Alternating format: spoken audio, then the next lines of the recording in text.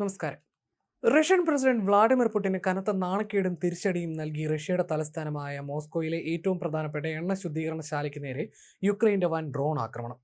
ഫ്രാൻസിൽ ലോക നേതാക്കൾ പങ്കെടുക്കുന്ന G7 ഉച്ചകോടി നടക്കുന്ന അതേ സമയത്താണ് റഷ്യൻ തലസ്ഥാനത്തെ വൻ സുരക്ഷാ വ്യോമ പ്രതിരോധ സംവിധാനങ്ങളെ പോലും വെട്ടിച്ച് യുക്രൈൻ ഈ അപ്രതീക്ഷിത പ്രഹരമേൽപ്പിച്ചത്. ക്രെംലിനിൽ നിന്നും വെറും 10 മൈൽ അകലെയുള്ള കമ്പോട്നിയ എണ്ണ ശുദ്ധീകരണശാലയിൽ തീ പടർന്നു. കനത്ത പുക നഗരമാകെ വ്യാപിച്ചു. ഈ ആക്രമണം ക്രെംലിന് കടുത്ത പ്രഹരമാണ്. റഷ്യയുടെ സാമ്പത്തിക രംഗത്തിന്റെ നട്ടലായ എണ്ണ ശുദ്ധീകരണശാലയെ ലക്ഷ്യമിട്ടുള്ള യുക്രൈന്റെ നീക്കങ്ങൾ ഇപ്പോൾ റഷ്യൻ സമ്പദ് വ്യവസ്ഥയെ ഗുരുതരമായി ബാധിക്കാൻ തുടങ്ങിയിട്ടുണ്ട്. കൂടാതെ റഷ്യ പിടിച്ചടക്കിയ ക്രിമിയൻ മേഖല പൂർണ്ണമായി നിയന്ത്രിക്കാൻ പുടിന് സാധിക്കുന്നുണ്ടോ എന്ന ചോദ്യവും ഇതോടെ ഉയരുന്നു. ആക്രമണത്തിന്റെ പശ്ചാത്തലത്തിൽ മോസ്കോയിലെ പ്രമുഖമായ 4 വിമാനത്താവളങ്ങളുടെയും പ്രവർത്തനം താൽക്കാലികമായി നിർത്തിവെച്ചു. ഇത് റഷ്യൻ തലസ്ഥാനത്തെ വ്യോമഗതാഗതത്തിൽ വലിയ രീതിയിലുള്ള യാത്രാക്ലേശവും പ്രതിസന്ധിയും സൃഷ്ടിച്ചു. ആളുകൾ പ്രാതൽ കഴിക്കുന്ന സമയത്താണ് മോസ്കോ നഗരത്തിലേക്ക് ഡ്രോണുകൾ ഇരിച്ചു കയറിയത്. 4 വർഷമായി തുടരുന്ന ഈ യുദ്ധത്തിനിടയിൽ മോസ്കോ നഗരത്തിന് നേരെ ഉണ്ടാകുന്ന ഏറ്റവും ശക്തവും കനത്തതുമായ ഡ്രോൺ ആക്രമണങ്ങളിൽ ഒന്നാണിത്. പാശ്ചാത്യ രാജ്യങ്ങളിലെ നേതാക്കളുമായി കൂടിക്കാഴ്ച നടത്താൻ G7 ഉച്ചകോടിയിലേക്ക് പോകുന്നതിനിടയിൽ യുക്രൈൻ മുന്നോട്ട് വെച്ച പുതിയ സമാധാന ചർച്ചയ്ക്കുള്ള നിർദ്ദേശം പുടിൻ പൂർണ്ണമായും നിരസിച്ചതായി യുക്രൈൻ പ്രസിഡന്റ് വ്ളാഡിമിർ സെലൻസ്കി വെളിപ്പെടുത്തിയിരുന്നു. ഇതിന് തൊട്ടു പിന്നാലെയാണ് മോസ്കോയിൽ ഈ സ്ഫോടനം ഉണ്ടാകുന്നത്. യുദ്ധം അവസാനിപ്പിക്കാൻ യഥാർത്ഥ തീരുമാനങ്ങൾ എടുക്കാൻ സാധിക്കുന്ന ഏത് വേദിയിൽ വെച്ച് വേണമെങ്കിലും പുടിനുമായി കൂടിക്കാഴ്ചയ്ക്ക് തയ്യാറാണെന്ന് തങ്ങൾ അറിയിച്ചെന്നും എന്നാൽ പുടിന് അതിനൊട്ടും താല്പര്യമില്ലെന്നും സെലൻസ്കി പറഞ്ഞു.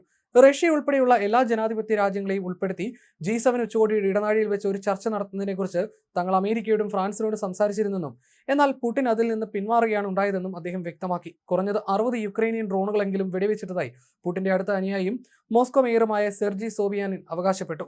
എങ്കിലും എണ്ണ ശുദ്ധീകരണശാലയ്ക്ക് കേടുപാടുകൾ സംഭവിച്ചതായി സമ്മതിച്ച അദ്ദേഹം സംഭവത്തിൽ ആർക്കും പരിക്കേറ്റിട്ടില്ലെന്നും അടിയന്തര രക്ഷാസേനകൾ സ്ഥലത്തെത്തി പ്രവർത്തിക്കുന്നുണ്ടെന്നും കൂട്ടിച്ചേർത്തു. കഴിഞ്ഞ തിങ്കളാഴ്ച റഷ്യ യുക്രൈൻ തലസ്ഥാനമായ കീവിൽ നടത്തിയ കടുത്ത മിസൈൽ ഡ്രോൺ ആക്രമണത്തിനുള്ള മറുപടിയായിട്ടാണ് യുക്രൈൻ ഈ നടപടി സ്വീകരിച്ചത്.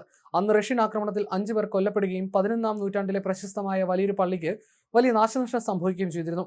ആക്രമണം നേരിട്ട കമ്പോട്നിയ റിഫൈനറി റഷ്യയെ സംബന്ധിച്ചോളം വളരെ നിർണായകമാണ്. മോസ്കോ നഗരത്തിലെ ആകെ ഇന്ധന വിപണിയുടെ 40% മോസ്കോയും അതിന്റെ ചുറ്റുമുള്ള പ്രദേശങ്ങളുടെയും പെട്രോൾ ആവശ്യങ്ങളുടെ 70% നിറവേറ്റുന്നത് ഈ എണ്ണ ശുദ്ധീകരണശാലയാണ്. മോസ്കോ നഗരത്തിന്റെ വ്യോമ പ്രതിരോധ സംവിധാനങ്ങൾ അടുത്തിടെ കൂടുതൽ ശക്തമാക്കിയിട്ടും യുക്രൈൻ ഡ്രോണുകൾ നഗരത്തിന് മുകളിലൂടെ ഭീഷണി ഉയർത്തി പറന്ന് ഈ സുരക്ഷാ വലയം തകർത്തു.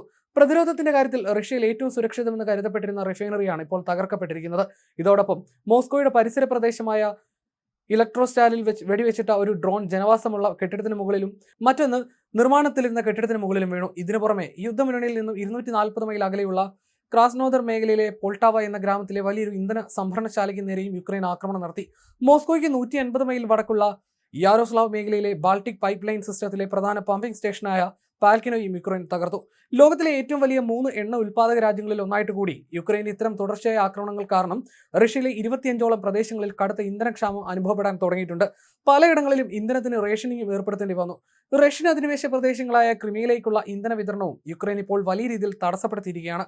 ഇന്ധന ടാങ്കറുകൾ, ട്രക്കുകൾ, പ്രധാന പാലങ്ങൾ എന്നിവയ്ക്ക് നേരെയാണ് യുക്രൈൻ ആക്രമണം നടത്തുന്നത്. നോവാകോവിയിൽ നിന്നും മെലിറ്റോപോളിലേക്കുള്ള പാതയിൽ വെച്ച് റഷ്യൻ സൈന്യത്തിന്റെ ഇന്ധന ട്രക്ക് യുക്രൈൻ ബോംബിട്ട് തകർക്കുന്നതിന്റെ ഞെട്ടിക്കുന്ന ദൃശ്യങ്ങളും പുറത്തു വന്നിട്ടുണ്ട്. ഫ്രാൻസിൽ നടക്കുന്ന G7 ഉച്ചകോടി വേദിയിൽ വെച്ച് യുക്രൈൻ പ്രസിഡന്റ് വ്ളാഡിമിർ സെലൻസ്കി മോസ്കോയ്ക്ക് നേരെയുണ്ടായ ഈ വൻ ആക്രമണത്തിന്റെ ഉത്തരവാദിത്തം ഔദ്യോഗികമായി ഏറ്റെടുക്കുകയും ഇതിനു പിന്നിൽ പ്രവർത്തിച്ച സായുധ സേനയ്ക്കും സുരക്ഷാ വിഭാഗങ്ങൾക്കും നന്ദി അറിയിക്കുകയും ചെയ്തു. 300 മൈലിലധികം അകലെയുള്ള ലക്ഷ്യസ്ഥാനമാണ് യുക്രൈൻ സൈന്യം കൃത്യമായി തകർത്തത്. സ്വന്തം ജനങ്ങൾക്ക് നേരെയുള്ള റഷ്യൻ ആക്രമണങ്ങൾ അവസാനിപ്പിക്കാൻ പുടിനെ നിർബന്ധിതനാക്കണമെങ്കിൽ യുക്രൈന്റെ ഇത്തരം ദീർഘദൂര ആയുധങ്ങൾ കൊണ്ടുള്ള ആക്രമണങ്ങൾ അത്യാവശ്യമാണെന്നും യുദ്ധം നീട്ടിക്കൊണ്ടുപോകുന്ന റഷ്യയ്ക്കുള്ള കൃത്യമായ മറുപടിയാണെന്നും അദ്ദേഹം പറഞ്ഞു. അതേസമയം റഷ്യ കഴിഞ്ഞ രാത്രിയിലും യുക്രൈന് നേരെ 2 ഇസ്കന്ദർ M ബാലിസ്റ്റിക് മിസൈലുകളും 132 ഡ്രോണുകളും ഉപയോഗിച്ച് കടുത്ത ആക്രമണം നടത്തിയിരുന്നു. സാധാരണക്കാരുടെ വീടുകൾക്ക് നേരെയുണ്ടായ റഷ്യൻ ആക്രമണത്തിൽ 8 പേർക്ക് പരിക്കേറ്റിരുന്നു.